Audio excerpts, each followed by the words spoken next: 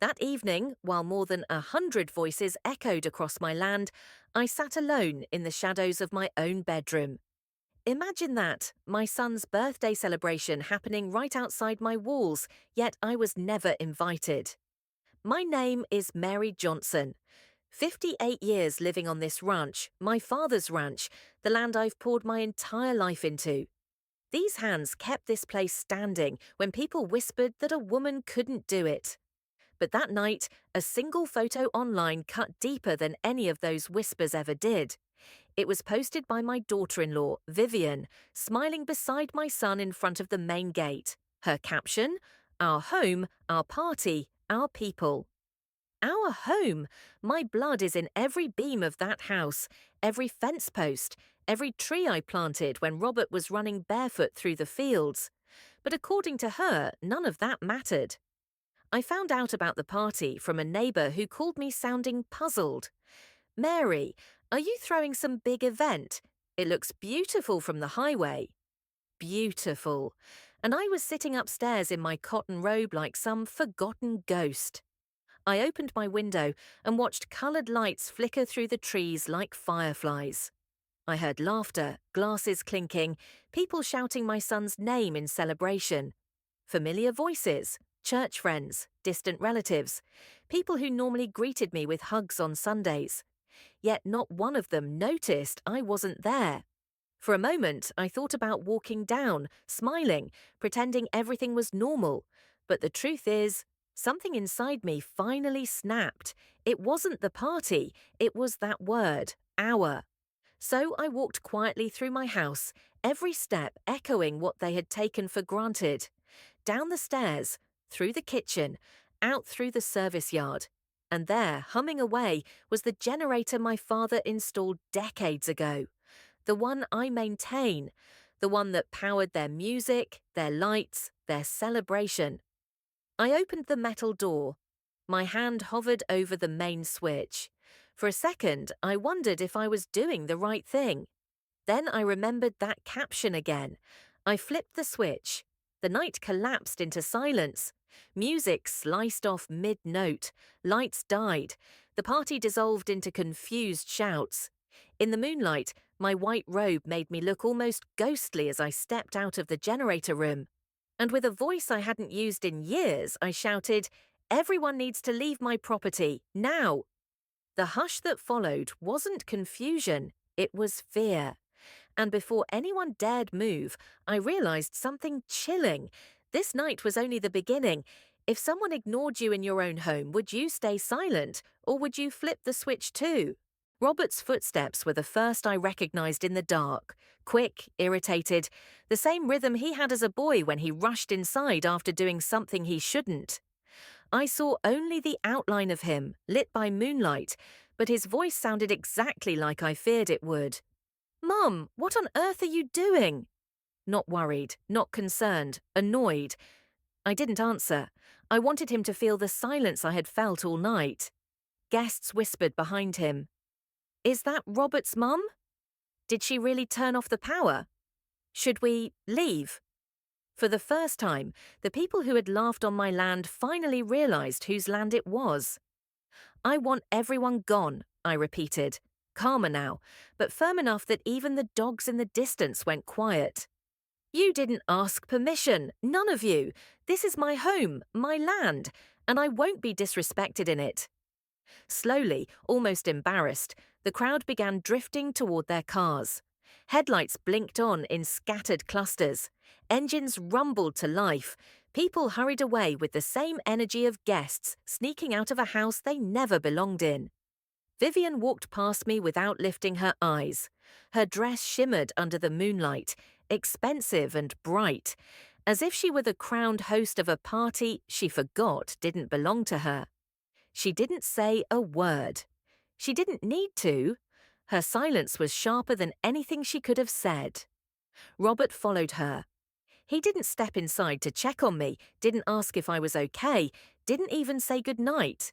He just got into the truck with her and drove off, tail lights disappearing down the dirt road. That night, I couldn't sleep. I sat on the porch wrapped in my shawl as dawn crept across the fields. The quiet of sunrise, usually comforting, felt heavy, like it was warning me of something I didn't yet understand. And as the light touched the land, memories came flooding back.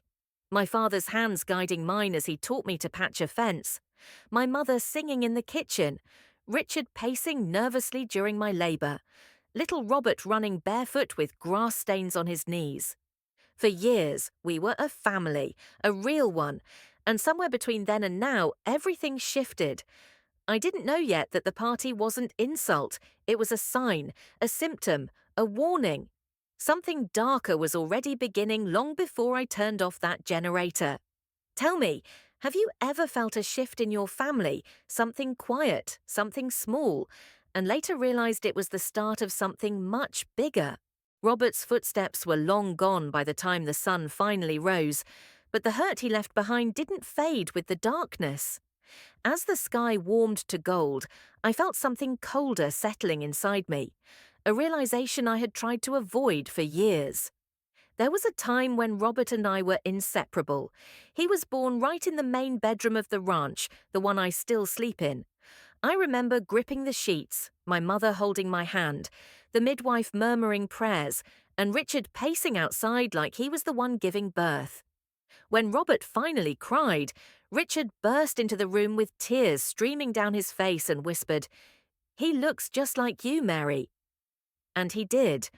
Not just in his face, but in the way he noticed everything, the way he paused before speaking, the way he watched storms roll in as if they were secrets. He grew up on this land like it was part of him. He'd sit on the kitchen counter while I cooked biscuits, asking endless questions about the cattle, the weather, the seasons. He'd follow me through the fields with a little straw hat, helping me collect eggs or pick peaches. He told me once, at age 7, "Mama, one day I'm going to take care of all this with you." Back then, the ranch wasn't just land. It was our whole world, his, mine, my father's. But life doesn't stay sweet forever. My father's sudden death cracked something in all of us. Richard tried to hold the pieces together, but losing him too, years later, left Robert drifting. And college in the city. It didn't just change him, it peeled him away. Little by little, my son stopped being the boy who loved the ranch and became a man who barely remembered it. Funny how you notice the change in hindsight. At the time, you tell yourself it's normal, growing up, getting older, moving forward. But sometimes moving forward really means moving away. And I didn't know it then, but the day Robert returned home with Vivian on his arm, that was the day the distance stopped being quiet. It became visible, sharp, dangerous. Have you ever looked back and realized the moment someone you loved started slipping away, even though you didn't see it at the time? Robert met Vivian during his final year of college. I still remember the call, his voice lighter than it had been in months, like someone had finally opened a window in a stuffy room. "Mom, I met someone." I was stirring a pot of apple butter, the whole kitchen smelling warm and sweet. I smiled into the phone without meaning to. After everything he'd gone through losing his father, I wanted him to find something, someone, that made him feel whole again. "What's her name, sweetie?" "Vivian. She's studying interior design. She's amazing, Mum. I want you to meet her." Of course, I said yes. I was genuinely happy for him. A mother doesn't stop wanting her child to be loved, no matter how old he gets. 2 weeks later, the sound of his truck echoed up the dirt road. I wiped my hands, smoothed down my dress, and tried to calm the flutter in my stomach. It had been so long since Robert brought anyone home. He stepped out first, smelling of cologne that didn't belong to this land, something fancy, sharp, expensive. Then Vivian appeared from the passenger side, stepping onto the dirt like she was afraid it might stain her. She was beautiful, there was no denying that. Polished, deliberate. Every detail about her seemed curated. Hair straight and glossy, makeup perfect, nails immaculate. When she smiled, it was the kind of smile you rehearse in a mirror. "Mrs. Johnson, it's such an honor to meet you," she said, extending a soft hand without a single callus. Her hand looked like it belonged in a magazine. Mine looked like it belonged on the ranch. Still, I welcomed her warmly. I tried. I truly tried. I cooked the barbecue recipe my mother taught me, an entire ritual of flavors that took hours. Robert devoured it like he always had. Vivian took a polite bite, then gently pushed the plate away. "It's a little strong for me," she said with a delicate laugh. Not rude, just dismissive. As I showed them around the ranch, she snapped photos constantly of the barn, the garden, the animals. At first, I thought she was impressed, but something in her expression felt analytical, like she was measuring Eve, everything instead of appreciating it. "This place has so much potential," she whispered to Robert when she thought I couldn't hear. Potential, a word used when something isn't enough as it is. That evening, while we sat on the porch for dinner, Vivian talked endlessly. Friends, classes, Houston restaurants, weekend plans. Not once did she ask about the land, about the family, about the history she was stepping into. But Robert watched her like she was the sunrise.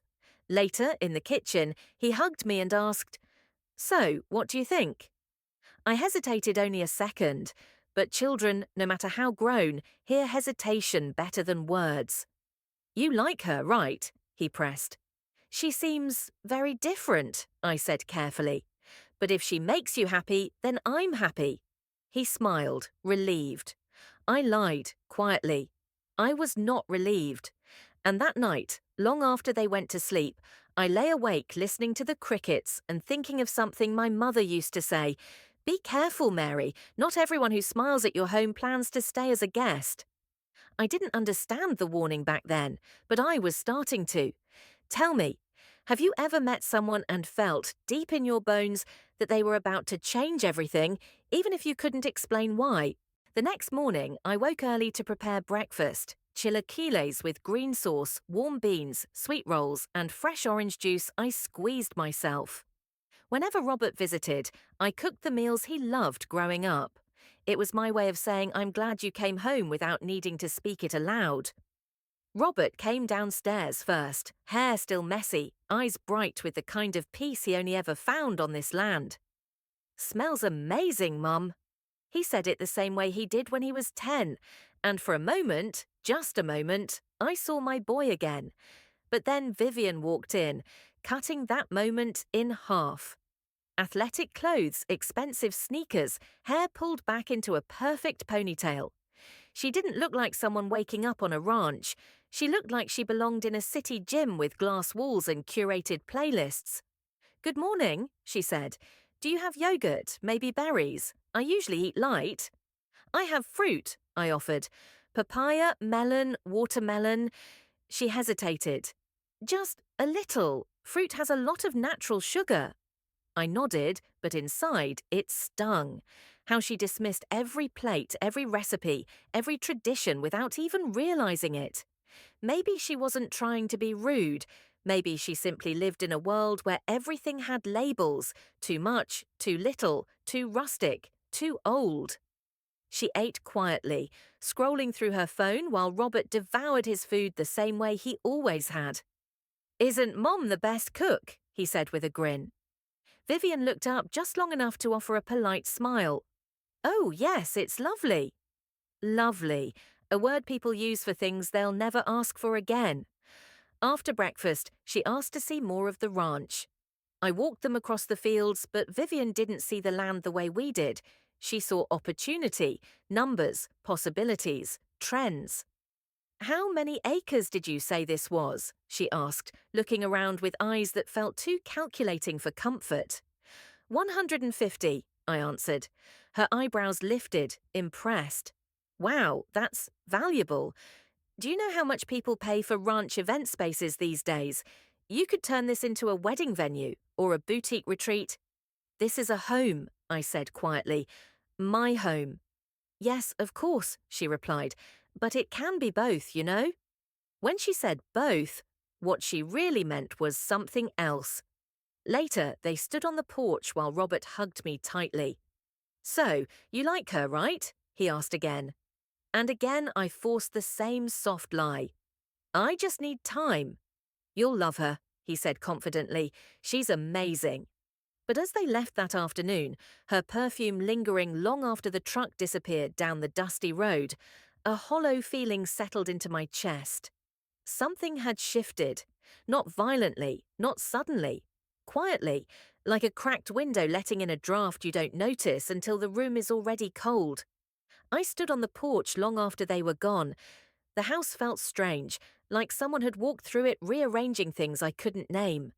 And for the first time, I felt loneliness not as a moment, but as a warning.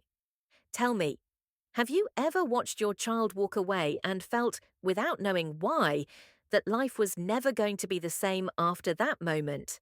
3 months passed before I saw Robert again. Not because he didn't call, he did, but the calls were short, distracted, rushed. A few minutes here and there, always with noise in the background, a TV, a car engine, voices I didn't recognize. "Hi, Mom, how are you?" "I'm fine, sweetie, when are you visiting?" "Soon, I promise, things are just crazy right now." Soon never came. Instead, I drowned myself in routine. The ranch doesn't slow down just because your heart hurts. November brought harvest, repairs, endless chores. I hired 2 local boys, Ray and his cousin Jesse, to help with the heavy work. Good kids, quiet, respectful, grateful. Everything felt easier with their company. We worked until dark, ate simple, hearty dinners in the kitchen, then said goodnight. The days were busy, productive, and lonely. And every evening when I walked into an empty house, I felt the absence of something I used to take for granted. My son. Robert finally returned in December, but not the boy I remembered. He didn't call beforehand. He simply appeared, just like he used to when he'd surprise me coming home from school. The sound of the truck made my heart jump, but when he stepped out, Vivian stepped out too. She wore a white lace dress with gold sandals and sunglasses too big for her face, and then I noticed something else, something that glittered even more than the sequins on her dress. A diamond ring, big enough to catch the sunlight and toss it right into my eyes. Robert wrapped an arm around her waist, smiling in a way that felt rehearsed. "Mum, we have news." I knew before he said it. My stomach clenched anyway. "We're engaged." For a split second, I felt the world tilt, just slightly, just enough to make it hard to breathe. "Oh, sweetie, that's wonderful," I said, though my voice came out thinner than I intended. Vivian lifted her left hand toward me as if showing off a trophy. "Robert proposed last week. It was so romantic. Rooftop dinner, candles everywhere, live music. The whole thing felt like a movie." I nodded. I smiled. I congratulated them. I did all the things a mother is supposed to do. But inside, something quiet and uneasy stirred, like the air before a storm. "Let's go out to eat," Robert said, "to celebrate together." We never went out to eat. Not like that. Not for family things. But I didn't argue. I went upstairs, changed into my Sunday dress, and met them by the truck. And on the drive to town, I realized something sharp. It wasn't the engagement that hurt. It was the feeling that this celebration wasn't about joining families. It was about shifting them. Tell me, have you ever smiled through a moment that was supposed to be joyful, all while something deep inside whispered that you were losing something important? Dinner in town felt nothing like the celebrations we used to have. We went to a trendy restaurant, one of those places with dim lights, loud conversations, and plates so small you need a magnifying glass to find your food. Robert ordered wine I couldn't pronounce. Vivian chose a salad that looked more like decoration than a meal. And I sat there, trying to keep up, trying to adjust, trying not to let the tightness in my chest show. "So, Mom," Robert began, swirling his glass as if we were at some fancy tasting, "we've been talking about the future." Those words, the future, land hard when you're the one standing in the present alone. Vivian leaned forward, resting her chin lightly on her manicured hand. "We're hoping to have the wedding next fall, outdoors, something elegant but still intimate." Robert added, "We were actually thinking the ranch might be perfect." The ranch, my father's land, my mother's porch, my home. I forced a smile. Of course, if that's what you want. But Vivian didn't stop there. We'd also like to make a few updates before then, to make it more aesthetically aligned with our theme.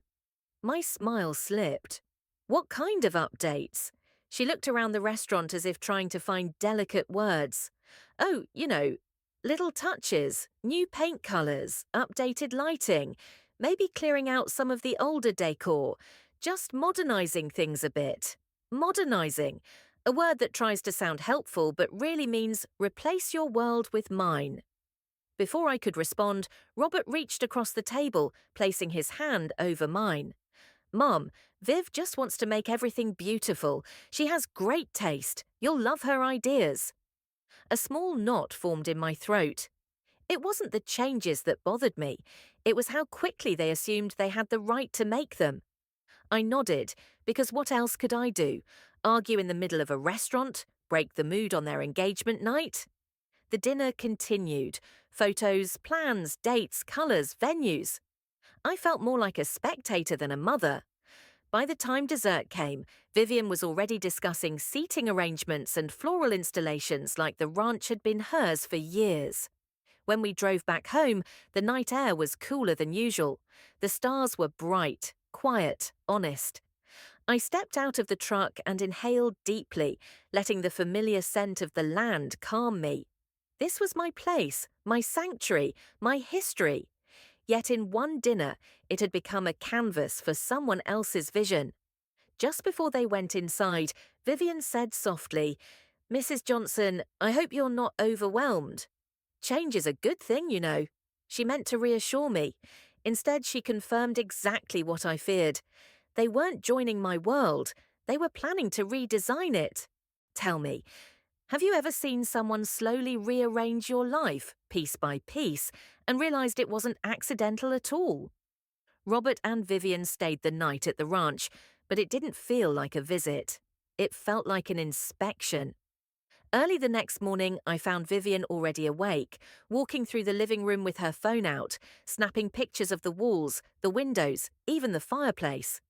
She zoomed in, frowned, stepped back, snapped another. "Morning," I said. She turned with a bright, polite smile. "Good morning, Mrs. Johnson." I was just getting ideas. Ideas for what? Oh, just wedding improvements, maybe some decor changes. She laughed lightly, as if it were obvious. And honestly, some things could really use updating. I looked around the room she was judging. The quilt draped over the couch was sewn by my mother. The rocking chair belonged to my father. The wooden beams overhead were sanded by Richard's own hands. To her, they were just things. But to me, they were the last pieces of the people I loved. I brewed coffee and made breakfast, biscuits, scrambled eggs, bacon. Robert ate happily. Vivian picked at a slice of toast as if calories might jump out and attack her. After breakfast, she asked, "Do you have a tape measure?" "What for?" I asked. She gave an innocent shrug. "Just visualizing." Against my better judgment, I handed it to her. She started measuring the walls, the mantel, the porch railings. Robert followed behind her like a loyal shadow. At one point, she said, "Robbie, imagine this space with wide plank floors and lighter paint. Maybe a stone feature wall here. It would look incredible." Robbie. She called him Robbie, a name no one had used since he was 5. He smiled at her the way he used to smile at me. The knot in my chest tightened. Later, as they packed their bags to leave, Vivian hugged me, lightly, carefully, like I was something fragile or dusty. "We're so excited, Mrs. Johnson. The ranch is just beautiful. With a few changes, it'll be perfect." After they drove off, I stood on the porch staring at the cloud of dust rising behind their truck. My hands were shaking, though I wasn't sure if it was anger or heartbreak. The ranch had weathered storms, droughts, floods, and fires. But I suddenly wondered, was it ready for the kind of storm Vivian brought? I walked back inside, and something unexpected caught my eye. My grandmother's framed embroidery, which always hung right by the hallway entrance. It lay on the floor, face down. The frame cracked. I didn't know if Vivian had knocked it down intentionally or accidentally, but I did know one thing. It had been hanging there for 40 years, and it had never fallen before. Tell me, if someone starts accidentally breaking the things you love, would you still call it an accident? The weeks after Robert and Vivian's engagement visit felt strangely quiet. Too quiet. The kind of quiet that doesn't soothe you. It circles you, waits for something to happen. I kept busy with the ranch, mending fences, feeding cattle, maintaining irrigation lines. But even my routines felt different. Each chore reminded me Robert used to stand beside me. He used to grab the toolbox without being asked. He used to make jokes just to hear me laugh. Now I worked alone, and the silence made every memory louder. Then, out of nowhere, Vivian started calling. Not Robert, Vivian, always Vivian. Her voice was sugary sweet, but her requests had edges. "Mrs. Johnson, could you send measurements of the barn doors?" "Mrs. Johnson, do you know a good contractor for exterior lighting?" "Mrs. Johnson, how much space is behind the porch for a floral arch?" The barn wasn't her responsibility. The lighting wasn't her responsibility. The porch wasn't her responsibility, but she acted as if all of it was already hers. I tried to stay patient. I reminded myself she was excited. Weddings made people behave in strange ways. But there were moments, little moments, where I caught a glimpse of something else inside her voice. Expectation, assumption, ownership. One morning she called and asked, "Do you happen to have the deed paperwork handy?" My heart paused. "The deed? Why would you need that?" "Oh, don't worry," she said quickly. "Just for the planner. Sometimes venues need verification of land ownership for permits and guest capacity. Legal stuff." I didn't know, and something about the way she said it made my skin tighten. "I'll handle the permits myself," I told her firmly. She hesitated, then let out a soft laugh. "Of course, I just thought I'd help." But her tone didn't sound helpful. It sounded disappointed. I hung up the phone and stood in the kitchen for a long moment. My father always said, "Pay attention when someone asks questions they shouldn't know to ask." Vivian was asking too much. Later that afternoon, Robert called for the first time in a week. His voice was cheerful, rushed, upbeat, like he wanted the conversation over before it even began. "Mum, Viv tells me you're being super helpful. Thanks for working with her. She's doing a lot of the planning, so just go with whatever she needs, okay?" Go with whatever she needs. Another tiny nail hammered in deeper. "Robert," I said carefully, "some of the things she's asking for—" I know," he interrupted. "But that's just Viv. She's got a vision. She wants everything perfect." Perfect. The ranch wasn't perfect enough for her, but it was perfect for us, for generations. I swallowed hard, choosing my next words with caution. "She asked me for the deed." Robert laughed, light, careless. "Oh, that's just Viv being thorough. You know how she is." But I didn't. Not really. Before I could say more, he cut in, "Anyway, gotta run. Love you." The line went dead. I stared at the phone, hearing nothing but the hum of the refrigerator, the ticking of the clock, and the warning in my chest. Vivian wasn't planning a wedding. She was planning something else, something bigger, something I wasn't supposed to see yet. Tell me, if someone kept asking for pieces of your world, one tiny question at a time, how long would it take before you realized they were building something you might not survive? January rolled in bitter and dry, the kind of cold that makes the wood pop in the walls at night. But even with the freezing mornings and long dark evenings, I welcomed the season. Winter meant slower work, more time to think, to breathe, to collect myself. But instead of peace, winter delivered something else. Vivian, again and again. She began visiting the ranch without Robert, not every day, not enough to alarm anyone, but enough to make her presence unmistakable. She'd show up in her sleek little SUV, tires crunching over the gravel, stepping out with a notebook in hand and sunglasses pushed up like she was overseeing a construction project. Just gathering inspiration, she'd say. Her gaze drifted over everything: fences, the shed, the garden, the main house, as if she were cataloguing the ranch piece by piece. She didn't help. She didn't ask permission. She didn't even pretend she was there for me. One morning, she walked straight into the kitchen like she lived there, letting the door slam behind her. I nearly dropped the bowl of flour I was holding. "Oh, Mary," she said brightly. "You scared me." I stared. "You scared me." She laughed it off and sat at the table. "I wanted to talk about the guest layout. We might need to rearrange the furniture in the living room to create better flow." This wasn't a venue. This wasn't a showroom. This was my home. But Vivian acted as if the house was simply waiting for her approval. I set the flower down carefully. "Vivian, before you start rearranging my furniture, maybe you should ask." Her smile didn't falter one bit. "Oh, of course. I just assumed you'd want the wedding to look stunning." "I do," I said, "but I also want my home to stay mine." She blinked, just once, slowly. Then that polished smile returned. "Of course, I understand." But her tone said she didn't. She stayed on the property for another hour, wandering the barn, pacing near the garden, taking photos of the old oak tree where Richard used to hang the rope swing. I watched her from the window, and a terrible thought crossed my mind. She wasn't looking at the ranch like someone planning a wedding. She was looking at it like someone planning a takeover. That evening, I called Robert.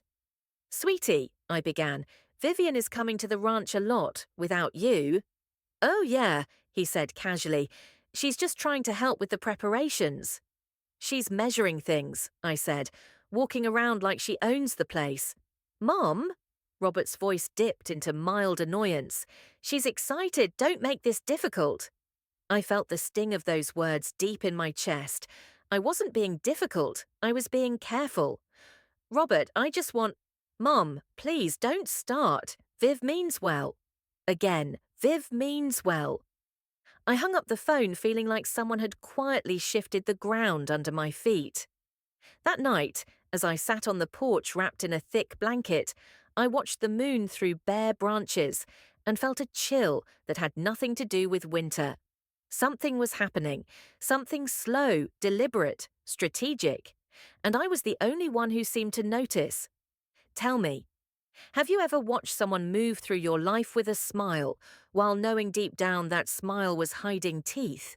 By late January, Vivian's visits became routine, almost predictable.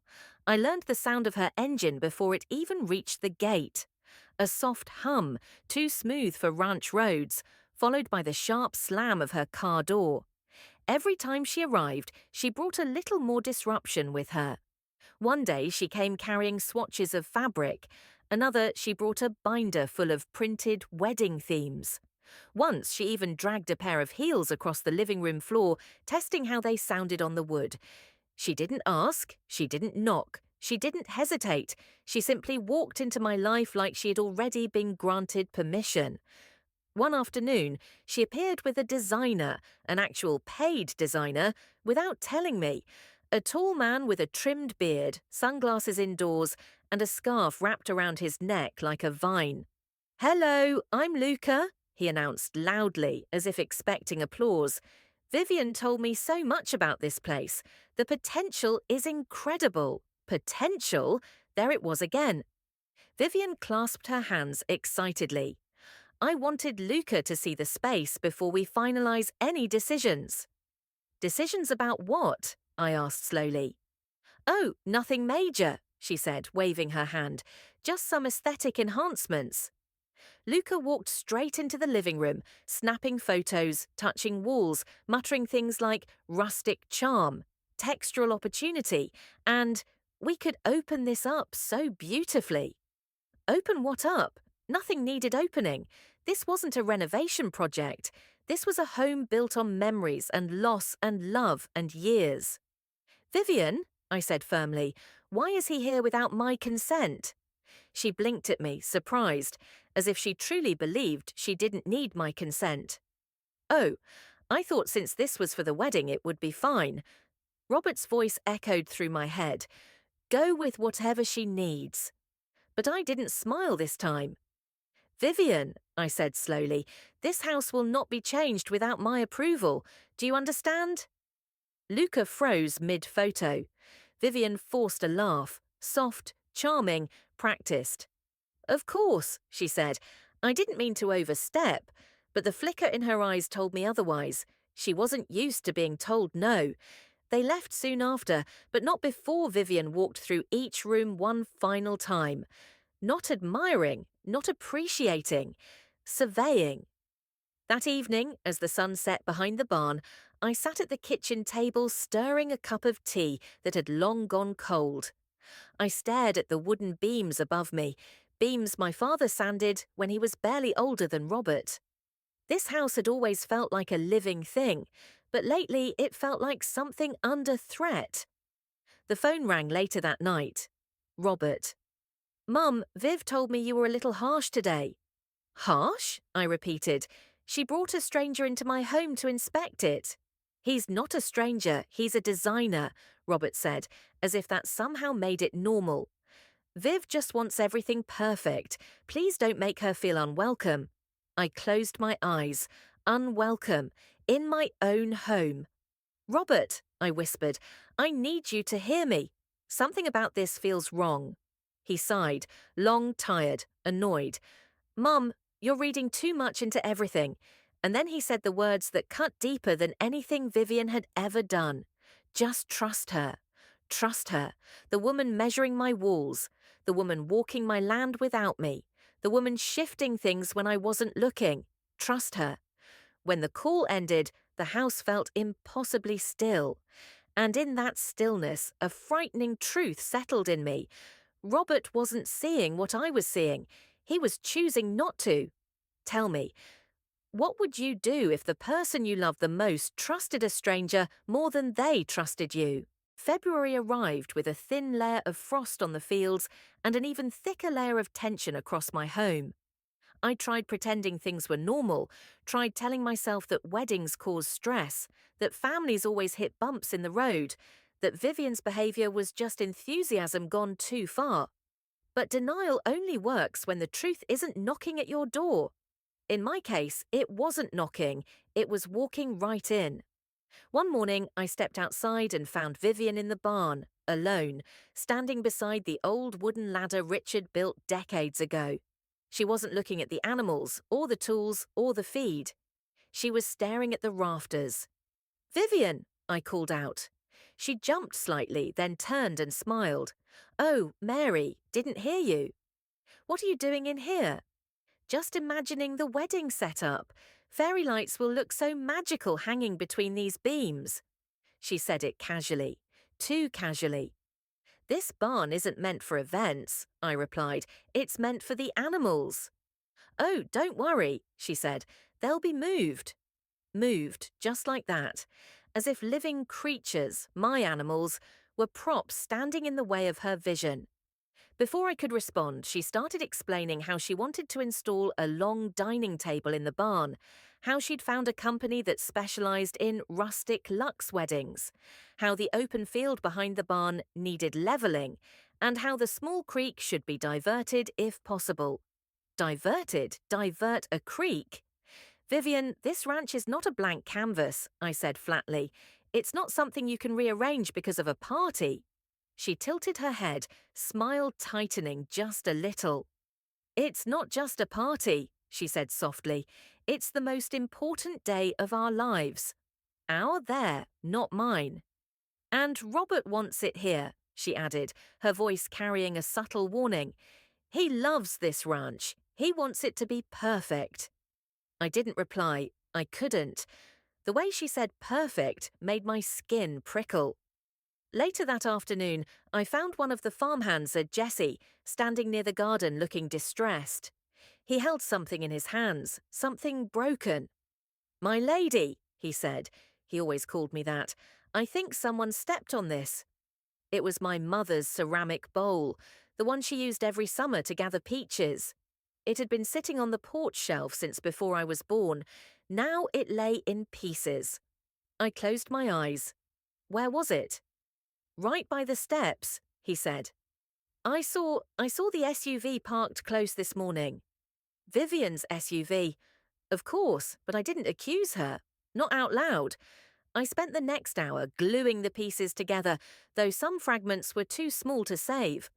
The bowl would never be whole again, and something in me cracked with it. That evening, Robert called, at Vivian's request, no doubt. "Mom," he said carefully, "Viv feels uncomfortable. She says you're being cold toward her." Cold? I almost laughed. "Robert, she's taking over everything. She's making plans without asking me. She's moving through the ranch like—" He cut me off. "Mum, please. Viv is trying so hard to include you." Include me? She wasn't trying to include me. She was trying to manage me. "Robert," I whispered, "I need you to listen. Something about this wedding, about all these changes, feels wrong." He sighed. "Mum, you're overthinking all of this." There it was again. The dismissal, the brush off, the quiet betrayal. When the call ended, I sat alone on the porch, staring out at the dark fields. A wind swept across the land, bending the tall grass, rattling the windows, shaking the old oak tree. I had lived through storms before, real storms, deadly storms, but this one was coming from inside my own family. Tell me, how do you protect your home when the danger isn't weather or strangers, but someone your own blood loves? The first week of March brought warmer air, soft rains, and an uneasiness that grew heavier by the day. The ranch should have felt alive. Spring always brought new calves, budding peach blossoms, and the sweet smell of wet soil. But this year, spring came with something unwelcome. Vivian's fingerprints were everywhere. One morning, I woke to the sound of a vehicle I didn't recognize, not her SUV, something louder, bigger. I stepped onto the porch, tying my robe around me, and saw a white pickup I'd never seen before. A man stepped out with rolled blueprints under his arm. "Morning," he called casually. "Got a site visit with a Miss Vivian." My stomach dropped. "She's not here," I said firmly. He looked confused. "Oh, she told me to meet her here at 8 sharp. We're supposed to assess the land for tent installation and pathway grading." Pathway grading? Tent installation? Before I could demand more answers, Vivian's SUV appeared in a swirl of dust. She hopped out, cheerful as ever, waving at the man like they were old friends. "Sorry," she called out. "Traffic was awful." She turned to me, all smiles. "Mary, didn't expect you to be up so early." "I live here," I said coldly. Her smile tightened. She gestured to the man. "This is Phil. He specializes in outdoor event setups. I wanted him to see the property lines and natural slopes." Phil nodded with innocent friendliness. Vivian, however, looked like a chess player mid-match. "Vivian," I said, trying to keep my voice steady, "you do not bring contractors or inspectors here without my permission." She blinked, surprised, for a fraction of a second, then quickly shifted back into her polished confidence. "Oh, Mary, it's all part of the wedding planning. I assumed you knew." Assumed, assumed, assumed.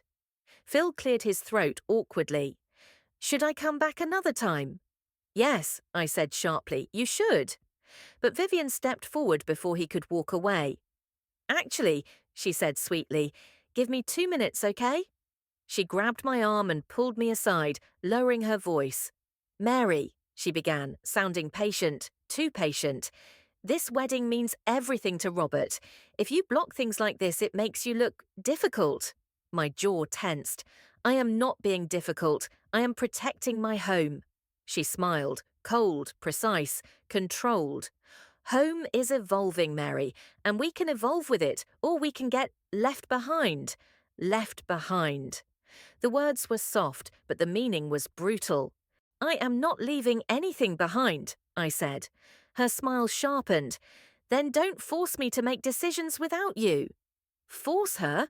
She was already making decisions without me. Before I could respond, she turned to Phil. "Let's reschedule for Wednesday, same time." Phil nodded and left, oblivious to the storm he stepped into. Vivian followed him with a cheerful wave, then looked back at me as if nothing had happened. I'll see you Wednesday, Mary. Wednesday? She scheduled herself. She scheduled my land. She scheduled my time, all without asking. As she drove off, Ray, the older of the two ranch hands, walked over from the barn. You okay, Mum? He asked softly. I stared at the retreating SUV, dust swirling behind it. No, I whispered. Something's changing, and not for the better. Ray nodded as if he'd been waiting for me to say it. Sometimes storms don't come from the sky, he murmured. Sometimes they walk right up to your door. I watched the dust settle. My heartbeat didn't. Tell me, what would you do if someone kept pushing deeper into your life, acting like your world was already theirs? Wednesday came faster than I wanted it to. I hoped, prayed even, that Vivian would cancel whatever she had planned. But at 7:58 a.m., like clockwork, her SUV rolled up the driveway, followed by two more trucks I didn't recognize. Not one, two. Contractors, surveyors, strangers, on my land. I stepped outside before they even got out of their vehicles. Vivian emerged, wearing oversized sunglasses and carrying a clipboard like she was the foreman of the ranch. Mary, she called brightly, good morning. Behind her, the men unloaded equipment, stakes, measuring tools, paint cans for marking ground. I lifted a hand. Stop right there. Vivian paused, irritation flashing across her face before she smoothed it into a smile. Oh, I didn't think this would bother you. We're just marking possible ceremony layouts. Without my permission, she exhaled dramatically. Mary, everything with you becomes a battle lately. It's exhausting. I nearly laughed. Exhausting for her. One of the men approached Vivian, asking, Where do you want us to begin? Vivian pointed toward the open field near the peach trees. My peach trees, trees my mother planted when I was a girl. Right over there, she said confidently. No, I snapped. You don't touch that field. Vivian turned to me, folding her arms. Why not? Because that land is where my family is buried, I said. My mother, my grandparents. That area stays untouched. The men went silent. Even the wind seemed to stop. Vivian blinked once, twice, processing the information. Then, unbelievably, she said, Well, we can adjust around the stones. It might even be symbolic, you know? Family roots, heritage. I stepped forward, my voice low and unshaking. You will not build a wedding aisle over my family's graves. The contractors shifted awkwardly. Vivian's smile cracked. Okay, Mary, she said tightly. Fine, we'll use the other side of the field. She snapped her fingers, waving at the men to follow her, like she was the owner, like I was the nuisance. As she marched ahead, Ray approached me quietly.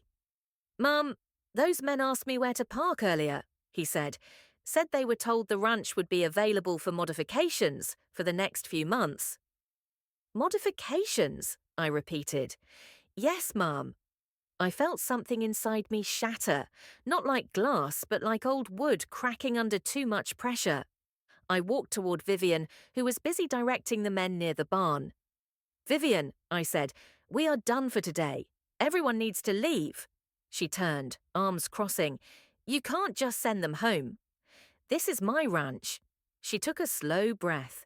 Mary, you're making this wedding impossible. Robert is going to be so upset. There it was, the weapon she always used, Robert. I held her gaze. If he's upset because I won't let strangers tear apart my home, then maybe he needs to hear the truth. Her jaw tensed. The softness in her face hardened, just for a moment. Then she stepped closer, voice soft but sharpened at the edges. You need to understand something, she whispered. This wedding will happen the way we planned, with or without your cooperation. A chill slid down my spine. It wasn't the words, it was the certainty behind them. Is that a threat? I asked quietly. She smiled, small, cold, victorious. Of course not, it's just reality. And then, without waiting for my response, she turned back to the contractors. Ray moved closer to me, his hand hovering near my shoulder. "You want me to send them away?" he asked. I watched Vivian assert herself over men 3 times her size, watched the ease with which she took charge of land that wasn't hers. "Yes," I whispered. "Tell them the meeting is over." As the contractors packed their equipment, Vivian's glare burned into my skin, silent, warning, furious. She wasn't just planning a wedding, she was establishing control, and I was no longer imagining it. "Tell me, what do you do when someone starts treating your life like a project they're determined to finish, whether you agree or not?" Vivian didn't speak to me for 3 days after I sent the contractors away. Not a text, not a call, not even a fake sugary voice message. Silence from someone like her wasn't peace, it was strategy. And I knew something was coming. Robert finally called on the 4th night. I was sitting at the table peeling potatoes, the kitchen quiet except for the soft scrape of the knife. "Hey, Mum," he began cautiously. "Viv told me what happened." "Of course she did." I wiped my hands on a towel. "Robert, she brought men to survey the land without asking me." "I know," he said, sighing, "but you didn't have to kick them out like that." I closed my eyes. He didn't get it. He refused to. "She was planning things behind my back," I said. "She's treating this ranch as if she already owns it." There was a long pause on his end. Not thoughtful pause, defensive pause. "Mum," Robert said finally, "this wedding is important to us. We need space to prepare. Viv just wants everything organized." "She wants control," I corrected. "That's not fair." "Fair." I almost laughed. "Robert," I whispered, "she tried to put the ceremony over your grandmother's grave." He didn't respond at first. When he did, his voice was dismissive. "Mum, she didn't know. You should have explained instead of attacking her." "I didn't attack her." "You're making this so much harder than it needs to be." There it was, accusation, wrapped like a gift I never asked for. "Robert," I tried again, softer this time, "she's pushing boundaries. You don't see it because she doesn't push yours." He exhaled sharply. "She feels unwelcome, Mum. She feels like you're judging her. She feels like you hate her." I felt my chest tighten. Hate her? No, but I was beginning to fear her. "Robert," I said steadily, "I don't hate her, but she is not respecting me, and this ranch is my responsibility." He didn't answer that. Instead he said, "Mum, I need you to just try, please, for me, try." As if I hadn't been trying every day since she stepped onto my land. When we hung up, I stood in the kitchen staring at the potato skins curling on the cutting board.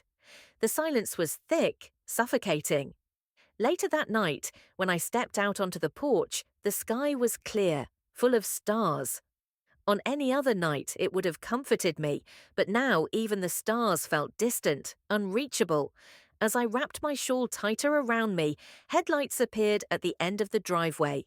One car, not Vivian's, Robert. He stepped out, hands in his pockets, shoulders tense. He walked up the steps like a man approaching a conversation he didn't want to have. "Mum," he said quietly, "we need to talk." We sat on the porch bench, the same bench where he used to sit after long days working cattle with me, the same bench where he played with toy horses, the same bench where he cried when he lost his father. Now he sat differently, his body angled away from me, his eyes fixed on the dark yard. "Viv feels like you're shutting her out," he said. "She thinks you don't want her part of this family." I shook my head slowly. "She's not trying to be part of the family. She's trying to take over the family." He flinched. "Mum." I looked at him carefully, searching his face. He looked older, tired, torn between loyalty and love. "Sweetie," I whispered, "I'm telling you something is wrong. She's planning things without telling either of us. She's moving people onto the property. She's asking for documents that have nothing to do with a wedding." He finally looked at me, his eyes narrowing. "Documents?" She asked for the deed. His jaw tightened. I saw something flicker behind his eyes, not concern, not alarm, confusion, fear, doubt. I couldn't tell. Mum, he said slowly, Viv would never do anything harmful, never. You need to stop thinking the worst of her. I stared at him, my heart aching. Robert, she doesn't love this ranch. She loves the idea of controlling it. He stood abruptly. I did too. Mum, I love Vivian, he said fiercely, and I'm going to marry her, whether you approve or not. The cold night air suddenly felt colder, sharper. He stepped off the porch and walked to his truck, his shoulders tight, his steps hard. Robert, I called after him. He paused at the door but didn't turn around. I'm afraid, I whispered. This time he didn't answer. The truck door slammed, the engine roared, headlights cut across the yard, and then he was gone. Gone not just from the driveway, but from me. Tell me, what would you do if the person you raised with love suddenly looked at you like you were the problem instead of the one protecting them? The night after Robert drove away left the ranch feeling heavier than ever. I barely slept. Every time I closed my eyes, I saw the look on his face. Not angry, not hateful, just distant. Like something or someone had quietly turned him away from me. Morning came with a dull grey sky and a wind that moved across the fields in restless waves. I forced myself into routine, feeding the animals, checking the fences, sweeping the porch, but each movement felt mechanical, hollow. Around noon, I heard footsteps on the gravel. Ray! He approached slowly, hat in hand, eyes lowered. Mom, you need to see something. My stomach tightened. Ray never used that tone unless something was wrong. He led me behind the barn toward the old equipment shed. The ground near the side wall was disturbed, freshly kicked dirt, tire tracks, footprints. What happened? I asked. Ray pointed to the padlock on the shed door. Or rather, what was left of it. It had been cut clean through. The lock dangled in two broken pieces. My chest tightened. Who did this? Ray hesitated. I don't want to accuse no one, but yesterday, while you were resting, I saw Vivian walking around back here. She said she was exploring. I didn't think nothing of it till now. I stared at the broken lock. Inside that shed were tools, documents, old storage boxes, and the safe that held the original land papers. Not the deed she asked for. Those I kept somewhere Vivian didn't know about, but older maps, survey notes, tax records. Things someone could use to understand the ranch more deeply. Did you check inside? I asked quietly. Ray shook his head. Didn't want to without you. I opened the door. The inside looked mostly untouched, almost. The boxes were slightly shifted. The safe was closed, but the rug covering the floor was pushed aside as if someone had looked under it. Someone had been searching. For what? My throat felt dry as dust. Ray, were you outside yesterday when she was back here? I stepped away for maybe 20 minutes. Jessie too. We were moving feed. 20 minutes was all someone like Vivian needed. I walked to the safe, pressing my palm against its cold metal surface. It was locked. I turned the dial, opened it. Everything appeared there. Documents, my father's pocket watch, old land receipts. But I still felt exposed. Someone had tried to learn the layout of my life. Ray watched my expression. Mom, you tell me if you want us to keep an eye out. Both of us can take shifts. I shook my head. No, Ray, I can't drag you both into this. Not yet.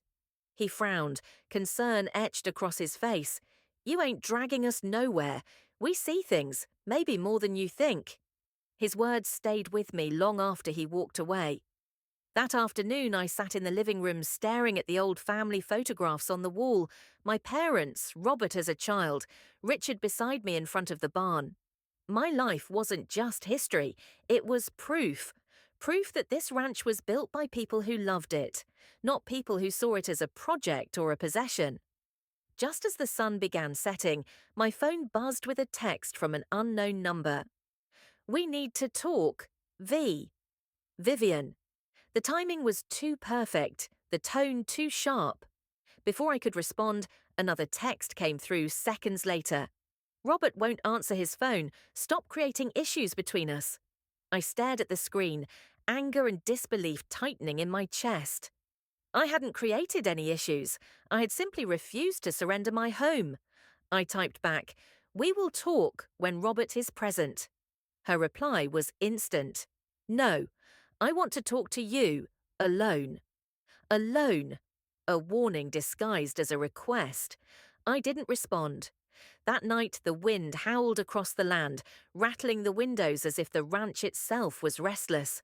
I sat by the fire, staring into the flames, knowing something important had shifted. Vivian wasn't just planning a wedding, she was planning something behind Robert's back too. And now she wanted me alone. Tell me, what would you do if someone started prying into the parts of your life that were never meant for their hands, and then demanded a private conversation you knew couldn't end well? I didn't sleep that night. Every time the wind hit the side of the house, I jolted awake, half expecting another unfamiliar engine to roll up the driveway or the shed door to creak open again. By sunrise, I made myself a strong cup of coffee, though my hands were trembling so badly I spilled half of it. The air outside was unusually still, the kind of stillness that comes right before a confrontation. Around 9 a.m., I heard tires on gravel. Not Vivian's SUV, Robert's truck. My heart lifted for a moment, but then I saw the passenger door open. Vivian stepped out. She was wearing dark jeans, a fitted coat, and no makeup, something I had never seen her without. Her hair was tied back tightly, no loose strands, no softness. Robert followed, looking exhausted, his jaw clenched, his eyes shadowed. Something had happened between them. "Mom," Robert said, trying hard to stay calm, "we need to talk." Vivian didn't wait for him to finish. She walked straight toward me. "Why didn't you answer my texts?" she demanded, her voice low, controlled. "I told you," I said evenly, "we'll talk when Robert is involved." "She is involved," Robert said. "We're both here, so please talk." The three of us stood in the yard, the same yard where Robert took his first steps, where Richard taught him to ride a horse, where generations of our family lived and died. Vivian crossed her arms. "Mary, this tension is getting out of hand. You're pushing boundaries, you're being suspicious, and honestly, it's unfair to both of us." "Suspicious?" I repeated. "Someone cut open my shed lock." Vivian blinked, but only for half a second. Then she laughed, a short, sharp sound. "You think I did that?" "Were you near the shed?" I asked. She opened her mouth, but Robert quickly stepped in. "Mum, we don't have time for accusations. Just tell us what's going on." I looked at my son, my boy, the one I raised with my whole heart, and saw a man torn between two worlds. His shoulders were tense, his eyes pleading for me not to escalate things. "Fine." I tried another angle. "Robert," I said softly, "Vivian has been making decisions without consulting me." Vivian threw up her hands. "Because you don't let me in." "You don't ask," I said sharply. She stepped closer. "You don't respect me." "And you don't respect this land," I replied. Robert suddenly shouted, something he rarely ever did. "Stop!" All three of us froze. He closed his eyes, rubbing his forehead. "This is destroying everything." Vivian reached for his arm. "Robbie, don't let her twist things. Don't call me that right now," he snapped. Her hand dropped immediately. That was the first time I'd ever seen him push back at her, and it affected her more than any argument I could have started. Her face changed, just a flicker, but it was enough. She needed control. She needed influence. She needed Robert on her side, and for a moment, she didn't have him. She turned to me again. "Mary, I didn't cut any lock. I didn't go through your things. I didn't come here to steal anything." Her voice broke on that last word, cracked like thin ice. I studied her face carefully. She was angry, defensive. But was she lying? Before I could decide, she suddenly looked down, and her expression shifted. Guilt, fear, something. When she looked back up, her voice was softer. I came because I want to be part of this family, but you don't want me here. The words hit harder than I expected, not because they were true, but because Robert believed them immediately. Mom, he whispered, please try. My chest tightened. I had been trying, every second of every day. But Vivian wasn't done. She stepped even closer, lowering her voice so only I could hear. If you don't want to be part of our future, she murmured, you don't have to be. The threat wasn't loud. It wasn't obvious. It was surgical. And then she stepped back, smiling innocently when Robert turned toward us. Everything okay? He asked. Perfect, she said. But it wasn't. Not even close. As they walked back to the truck, my knees felt weak. I had heard threats before, neighbors, storms, bad seasons, but never one like that. Never from someone who claimed she wanted to join the family. Tell me, what would you do if someone smiled in your face while quietly telling you they could remove you from your own life? After Robert and Vivian drove away, the ranch sank into a silence that didn't feel natural. It wasn't peaceful or calm. It felt like the air was waiting, watching, holding its breath. I tried distracting myself with chores, but everything reminded me of the confrontation. The porch bench where Robert used to fall asleep after long days working cattle. The kitchen table where Richard used to read the newspaper. The barn beams where my father carved our initials decades ago.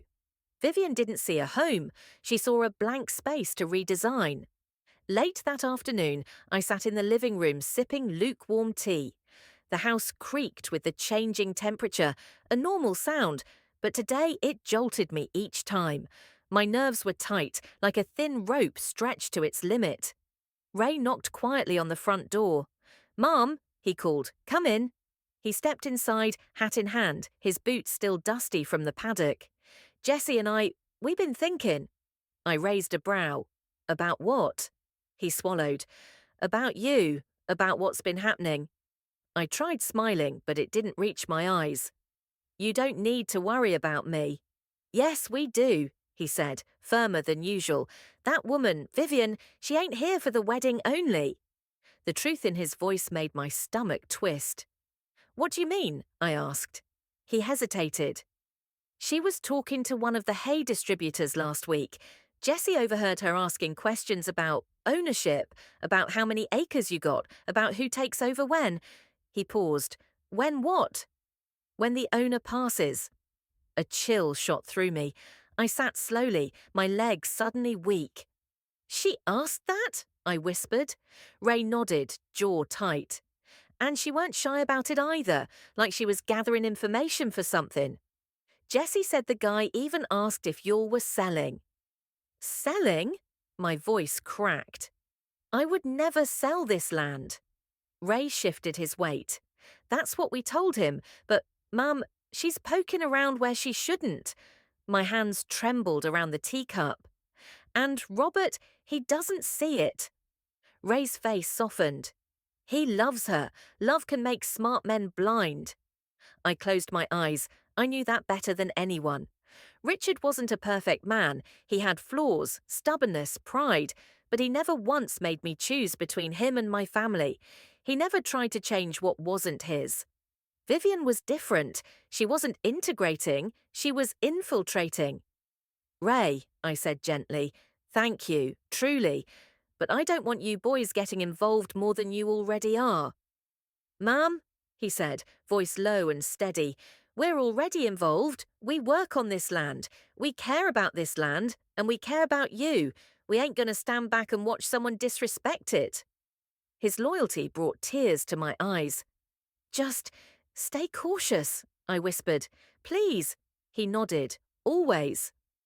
After he left, I walked to the window overlooking the field. The sun was setting behind the hills, painting everything gold. A sight that usually warmed me, but tonight I felt watched. And then, as if fate wanted to confirm my fear, a car rolled quietly past the gate. Not Robert's, not Vivian's. A black sedan with tinted windows. It slowed down near my driveway, stopped, then drove off. My heartbeat thudded in my ears. Who was that? Why were they stopping here? The ranch was isolated. No one passed by unless they were visiting or lost, and that car didn't look lost. For the first time in years, I locked every door and window before bedtime. I checked the sheds, the barn, the back porch. I kept the lights on in 3 rooms. That night, I didn't sleep. I lay awake listening for engines, footsteps, whispers, anything. Because now it wasn't just Vivian's attitude, it wasn't just her controlling behavior. Someone was gathering information, someone was circling the land, and Vivian had opened a door I didn't know how to close. Tell me, what would you do if strangers began showing interest in your home, right after someone close to you started acting like it already belonged to them? The next morning, I woke with a headache that felt like it had settled behind my eyes. I barely slept. Every sound, every gust of wind had kept me on edge. I moved through the house with a strange heaviness, as if the walls themselves were whispering that something unseen was shifting. Around mid-morning, I heard Jessie calling from outside. "Miss Mary, you might want to see this." I stepped onto the porch, wrapping my sweater tighter around my shoulders. Jessie stood by the gravel road, pointing to something embedded in the dirt. Tire tracks, not ranch truck tracks, not Vivian's smooth tread SUV tracks. These were deep, heavy, and wide, like the kind used by off-road subcontractors, or people who needed to haul equipment. But these tracks weren't from yesterday's cars, they were fresh. "Jesse," I said quietly, "did you see who came by?" He shook his head. "Went to check the water tanks around dawn. When I walked back, these were here." My pulse thudded. "Did you see anyone on the property last night?" "No, ma'am, but—" He hesitated, shifting uncomfortably. "Around midnight, I heard something. Thought it was just coyotes. But now, I'm not so sure." I crouched down, touching the tire marks. The dirt was disturbed in a way that suggested the vehicle had stopped abruptly, then reversed out. Like someone came close, then changed their mind, or didn't want to be seen. I straightened up, suddenly feeling exposed. "Keep an eye out today, both of you, and stay close." Jessie nodded and hurried off. I walked back inside, locked the door behind me, and stood there for a long moment. The house felt like it was holding its breath, waiting for something to break. Before I could steady myself, my phone vibrated on the kitchen counter. A message from Robert. "Can we come by this afternoon? Viv wants to talk again." My stomach tightened. Again. She never paused, never rested, never let conflict breathe. Before I could reply, another message popped up. This one from Vivian directly. "Please don't make today difficult." And a third, "We need to settle things before the planner arrives next week." Planner? Another one. Or the same designer from before. Either way, the decision had been made without me, again. I didn't respond. I needed time to think, to gather myself. Still shaken, I went into the guest room, the one Robert used when he stayed overnight. I opened the closet to take out fresh sheets, and froze. There were footprints on the wooden floor, small, precise, fresh. Someone had been inside this room recently. My heart pounded. I checked the windows, still locked. I checked under the bed, nothing. I checked the closet again.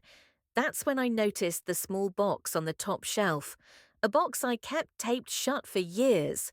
Not because it was valuable, but because the things inside were personal. Letters Richard wrote me in our early years. His old hunting knife, a photo of us from the day we bought our first cow, and a picture Robert drew when he was 6. The tape was peeled, loosened, lifted at the edge. Someone had opened it. My chest tightened so hard I had to sit on the edge of the bed, gripping the sheets. Who came in here? Who touched this? Why? The ranch didn't feel like mine this morning. It felt invaded. The doorbell rang, sharp, quick, impatient.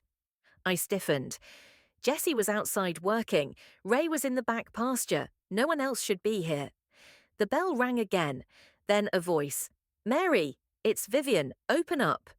My heart fell. Of course, she never waited, never respected a boundary unless she could twist it. I stood, steadying myself. I walked down the hallway, each step heavier than the last. When I opened the front door, Vivian stood there alone. Robert wasn't with her. She wasn't smiling. She wasn't pretending today. Her hair was pulled back tight, her arms crossed, her eyes cold. "Where is Robert?" I asked. "He'll be here later," she said. "We need to talk first." "No," I replied calmly. "We talk together." She stepped closer, her voice low, controlled. "Mary, if you don't start cooperating, you're going to force decisions you won't like." A chill ran down my spine. "What decisions?" She tilted her head. "You'll see." And then, without waiting for permission, she walked past me and into the house, stepping inside like she belonged there. "Tell me, what do you do when someone crosses the threshold of your home and brings danger with them? Not through threats, but through confidence." Vivian brushed past me as if she'd lived here her whole life, not even glancing back to see whether she had permission. Her boots clicked sharply against the wooden floor, each step echoing through the hallway like a challenge. I closed the door slowly, steadying my breathing before following her inside. "Vivian," I said quietly, "you don't walk into my home without being invited." She didn't stop, didn't turn, didn't even pretend to care. Instead, she stepped into the living room, her eyes scanning every corner. The family photos, the shelves, even the fireplace. Her gaze lingered on the framed picture of Richard holding baby Robert.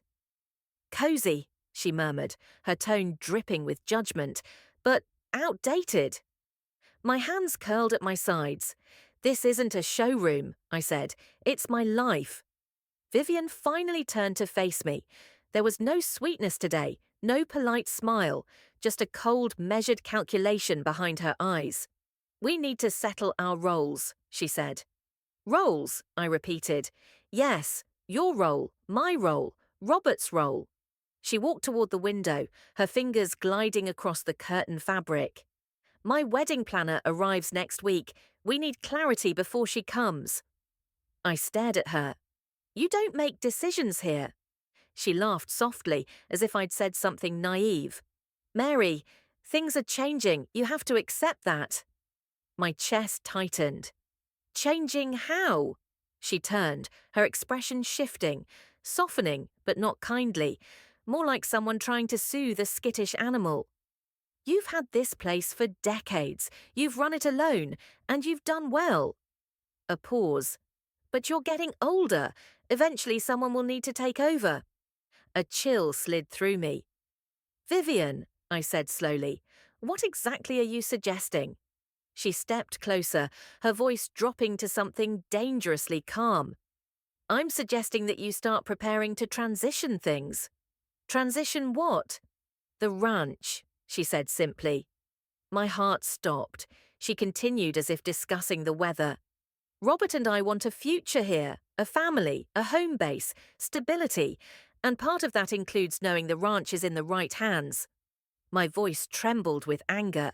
"The right hands are mine." She sighed, as if I was exhausting her. "Mary, no one lives forever. You need to think about succession." "Succession? That's something I choose, not you." Vivian arched a brow. "Actually, it's something we all need to agree on." "No," I said, my voice sharp. "It absolutely isn't." She stepped even closer, her eyes locked onto mine. "Robert is your only child. Do you really want to leave him unprepared? Do you want the ranch thrown into confusion when you're gone?" My breath hitched. She was talking about my death like it was a scheduling inconvenience. "This ranch will go to Robert," I said, "when I said so, and not before, and certainly not because you push it." Vivian's jaw tensed, the first crack in her composure. "I'm trying to help you," she said tightly. "I'm trying to make this transition smooth." "There is no transition," I replied. "Not now, not because you want it, not because of a wedding." Her voice sharpened to a knife's edge. "You're standing in the way of progress." I stared at her, heart pounding. No, I'm protecting what's mine. For the first time, Vivian dropped the mask entirely. Mary, she said quietly, this land is too valuable for you to guard it like a dragon. It needs to be put to better use, real use. A cold, heavy understanding washed over me. This was never about a wedding, never about family, never about becoming part of our lives. Vivian wanted the ranch, not piece by piece, all of it. I took a single step back, suddenly aware of the walls, the distance, the shift in power. Vivian watched me with unnerving patience. Then she said something that made the floor seem to tilt beneath my feet. You don't have to make this hard. If you sign certain things, we can avoid tension. My voice shook. What things? A preliminary transfer document, she said softly. Nothing final, just preparations. A sickening heat spread through my body. You're talking about me signing away my land. She didn't blink. She didn't deny it. She simply said, think of it as your legacy. My heart hammered so loudly I could hear it in my ears. Legacy, control, transition, ownership. It wasn't wedding planning, it was acquisition. Before I could speak, before I could even breathe right, we both heard a truck pull into the driveway. Vivian smiled, faint, victorious. Good, she whispered. He's here. Robert. And this time she wasn't here to argue. She was here to close in. Tell me, what do you do when the person trying to take your life apart brings your own child to help her finish the job? Robert stepped out of the truck looking exhausted, the kind of exhaustion that comes from long nights spent arguing or struggling to make sense of two conflicting loyalties. He rubbed the back of his neck as he walked toward the porch, eyes shifting between Vivian and me. He sensed the tension immediately. Okay, he said cautiously. What's going on? Vivian's expression softened instantly, like flipping a switch. She walked toward him with practiced calm, placing a gentle hand on his arm. Rob, she said sweetly, your mum and I were discussing arrangements. We all need to be on the same page. I stood perfectly still, trying to steady the thudding in my chest. Arrangements? Robert repeated, looking confused and uneasy. Vivian turned her head just enough so I could see the tightening of her jaw. She didn't want me speaking first. Robert, I said before she could redirect the conversation, Vivian asked me to sign papers about transferring the ranch. Robert blinked, hard. He pulled back slightly from her. What? He said sharply. Viv, is that true? Vivian's face changed, not dramatically, but subtly. The soft expression evaporated. A controlled frown replaced it. Robbie, don't twist this, she murmured. I never said transfer. I said prepare. There's a difference. That's not what you said, I whispered. She ignored me. Robert stared at her, frustration rising. Viv, why are you talking about any kind of transfer? She stepped closer to him, lowering her voice, but not enough that I couldn't hear. I'm trying to help. You're going to inherit this place one day. We need to be proactive. My stomach twisted. She had been feeding him this narrative for weeks, maybe months, without me knowing. Robert sighed, pinching the bridge of his nose. Viv, this isn't how you approach it. Then how? She snapped, losing her calm facade for a moment. Because every time I try to talk to her, she shuts me down. That's because you keep crossing lines, I said quietly. Vivian shot me a glare, then turned back to Robert. Rob, your mum is scared. She thinks I'm here to take things away from her. You know I'm not. The three of us stood there, frozen, staring at the black sedan idling by the gate. Its engine hummed deep and low, like it had all the time in the world. The tinted windows made the car look more like a threat than a vehicle, something that wasn't just passing by, but waiting. Robert narrowed his eyes at it. That car's been here before? I nodded. Twice? Vivian didn't nod or deny it. She just stared. Her face had gone pale, not dramatically, just enough that I noticed the shift. Robert turned to her slowly. You know that car, he said. It wasn't a question, it was a recognition. The way someone speaks when a puzzle suddenly clicks. Vivian hesitated for too long, far too long. I don't, she finally said, but her voice wasn't convincing. Rob, please, let's just talk inside.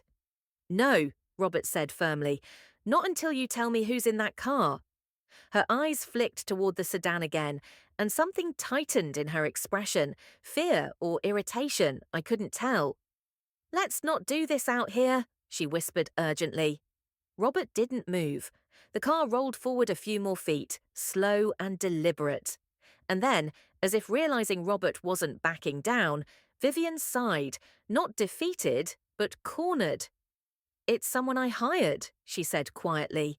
The air felt like it dropped 10 degrees. Robert blinked, completely thrown. Hired? For what? For research? Vivian swallowed. About the land. My heart clenched. She had admitted it. Finally! Robert looked furious. Why didn't you tell me? Because you wouldn't understand, she shot back. You've lived here your whole life. You don't see the potential this place has. The words hit like a slap. Robert stepped back, his voice sharp. Potential! This is my mother's home. Vivian's frustration cracked through the calm facade. I know that, Rob, but this land is worth far more than what it's being used for. There are investors. She stopped herself. Too late. Robert's voice dropped into a place I'd heard only a few times in his life. When his father died, when a horse had to be put down, when something shattered inside him. Investors? He echoed. Viv, what investors? Vivian took a breath, straightened her spine, and for the first time revealed something raw. I didn't want to tell you like this, not in front of her. Her? Not your mum, just her. Vivian stepped forward. I grew up with nothing. Rob, you know that. My family never had stability, never had a safety net. I promised myself I'd build something real, something lasting. She pressed her hand to her chest as if proving sincerity. And when I saw this land, I saw a future, a way to secure everything we want. Robert's voice cracked. You mean you want? She flinched. I hadn't seen him speak to her like that ever. The sedan's engine sputtered softly, as if listening. Vivian tried again, her voice softer. There are companies interested in developing rural acres, resorts, event venues, retirement estates, things that would bring in money, opportunity, growth. I stared at her. Growth, money, development. She wasn't trying to join a family. She was trying to build an empire on my land. I felt myself sway a little. Robert noticed instantly. Mum, I'm fine, I whispered, though my legs felt like paper. Vivian stepped closer, her tone shifting to controlled urgency. Mary, you're holding on to something you can't maintain forever. A ranch this size, alone? It's unrealistic. You don't have to give it up completely, just allow others to make use of it. I looked at her, heart aching. Use, I repeated. You want to use what my family built. Vivian didn't deny it. Robert stepped between us, not to protect her, but to separate. How long have you been planning this? He asked her quietly. Vivian opened her mouth, closed it, opened it again. I was just exploring options, she said. Robert's face hardened. At what point were you planning to tell me? When it felt right, she muttered. When it felt useful, I corrected. Vivian spun toward me. This isn't about you. It is, Robert shouted. Vivian froze. The sedan suddenly inched closer again, as if sensing the moment it was needed. Robert turned sharply toward it. Who is that? Who did you hire? Vivian shook her head quickly. Don't talk to them. They're not involved in... But before she could finish, the passenger door of the sedan opened. A man stepped out, tall, clean suit, clipboard, professional demeanor. His expression was neutral until he saw Robert. Then something shifted just briefly, like he recognized him. Afternoon, the man called politely. Vivian, are we still discussing the appraisal today? The air left my lungs. Appraisal, not evaluation, not consultation. Appraisal meant one thing. She was having my land valued. Robert's face cracked, disbelief, betrayal, heartbreak all at once. "Viv," he whispered, "you went behind my back, behind my mother's, behind everything." Vivian stood with her back to the sedan, her chest rising and falling like she'd been running. Her eyes darted between Robert and me, calculating, scrambling, searching for the next angle that might save her. But something had shifted. Robert wasn't standing beside her anymore. He wasn't defending her. He wasn't shielding her. He was standing beside me. And that terrified her more than any accusation. "Viv," Robert said, voice tight, "you need to explain everything, now." She took a step toward him. "Rob, listen." "No," he said sharply, "not manipulated, not twisted, not softened. The truth." Vivian's lips parted, but silence came out first. Not because she didn't have words, but because she was choosing them with surgical precision. Then she straightened her spine. "Fine," she said, voice trembling at the edges. "You want the truth? Here it is." She looked at me, bitterness flashing openly now. "Your mother has more land than she knows what to do with," she said. "It's unproductive, undervalued, untouched. And Robert and I—" "Stop speaking for me," he snapped. She blinked, startled. "Our life," she corrected quickly. "Our future would be stronger if this ranch wasn't just sentimental, if it actually supported us." I felt a slow, heavy ache form in my chest. Sentimental. That's all she thought this was. "Vivian," I said softly, "this ranch supported 3 generations before you ever stepped foot on it." She rolled her eyes. "Mary, nostalgia doesn't pay bills." "We're not struggling," Robert said, frowning. "I make good money. We're fine." Vivian's laugh was sharp, almost cruel. "You think I want to live paycheck to paycheck forever? You think I want my kids, our kids, to grow up with nothing but dirt and broken tractors?" Robert flinched. "Don't drag kids into this." I spoke quietly. "You don't even have children yet." Vivian turned to me, her expression twisting. "Exactly," she hissed, "which means now is the time to build something."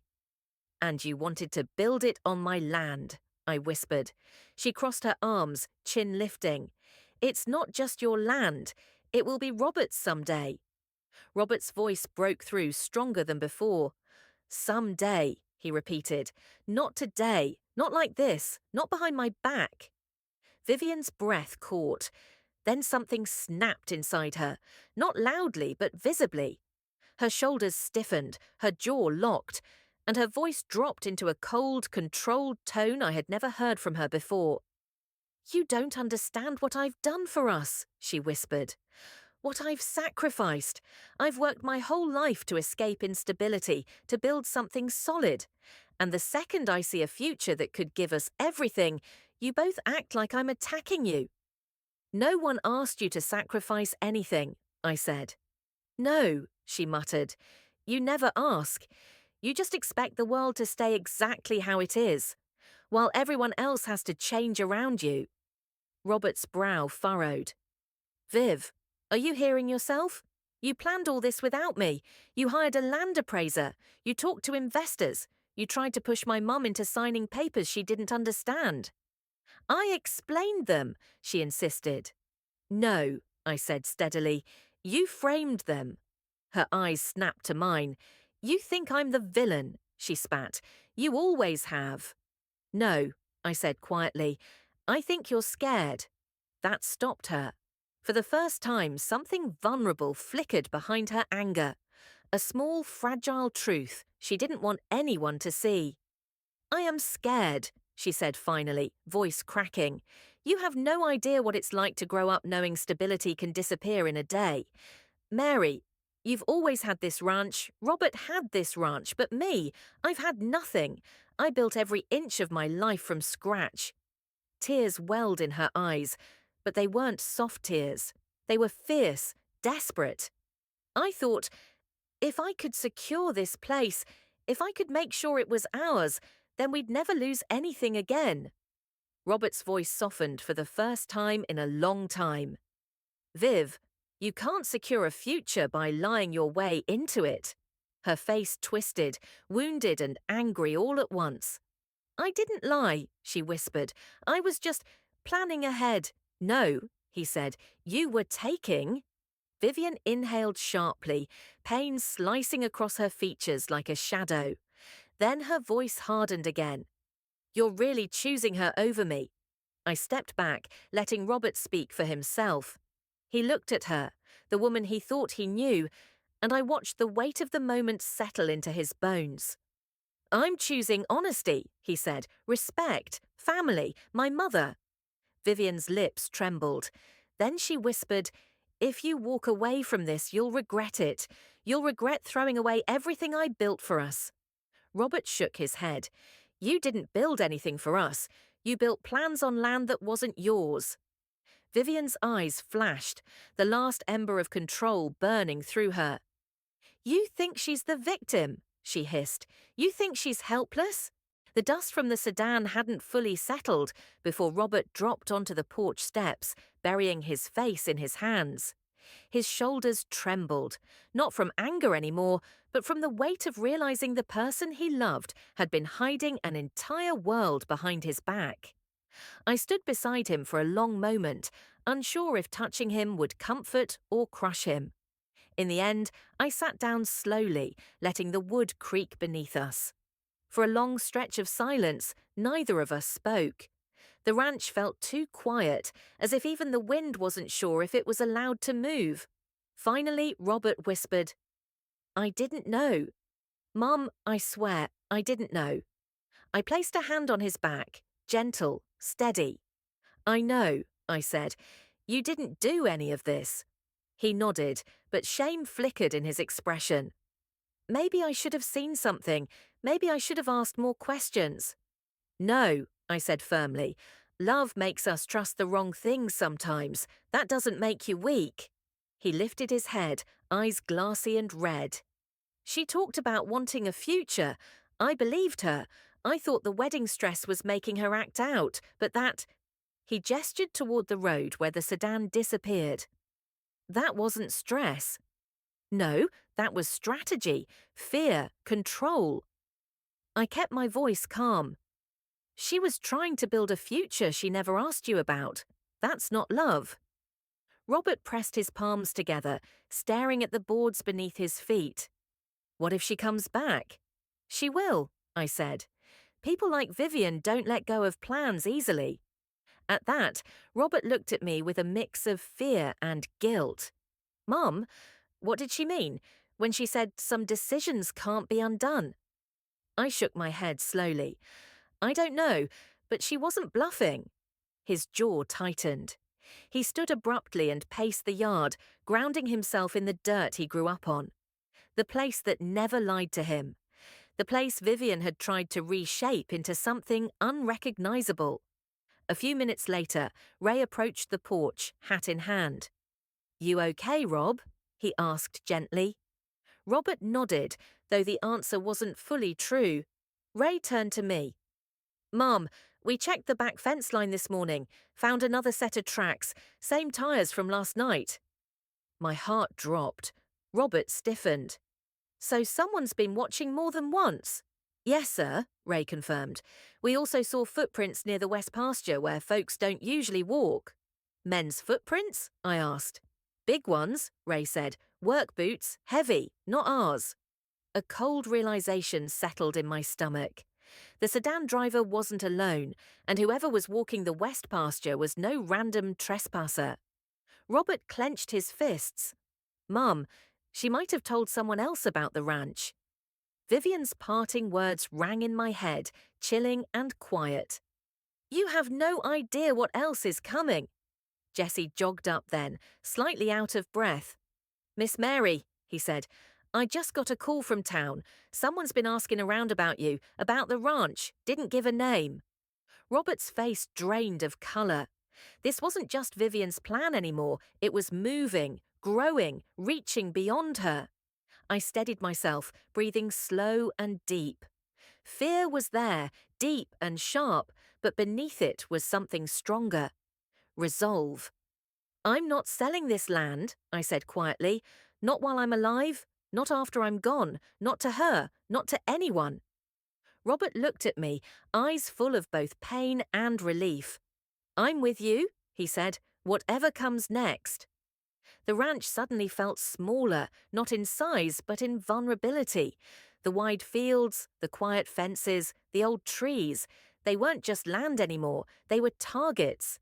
And Vivian wasn't gone, she was regrouping. Night fell early that evening. The workers stayed close, tools put away but flashlights in their hands. We triple-checked doors, windows, locks, sheds. Robert slept on the couch, refusing to leave. I tucked a blanket over him, watching his chest rise and fall, heavier than usual. When I stepped outside for air, the world was dark except for the moon. The ranch stretched out before me, beautiful, fragile, irreplaceable. Then I saw it. A glint, a small reflection near the fence, like glass catching moonlight. I narrowed my eyes. Someone was standing just beyond the property line. A silhouette, still, unmoving, watching. My breath hitched, and then, just as quietly as it appeared, it stepped back into the darkness. Gone. Tell me, what do you do when the danger you thought drove away returns in silence and stands at the edge of everything you love, waiting for the perfect moment to step in?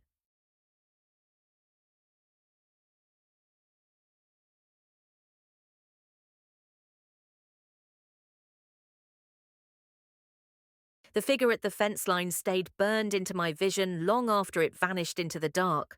I stood there for a moment, gripping the porch rail, reminding myself to breathe. The cold air filled my lungs, steadier with each inhale. Enough, I thought. Enough hiding, enough fear. The next morning, after restless, broken sleep, I brewed a pot of coffee and waited for Robert to wake up. He stirred on the couch just after sunrise, pushing the blanket aside and rubbing his eyes. "You didn't sleep much, did you?" I asked softly. He shook his head. "Didn't want to."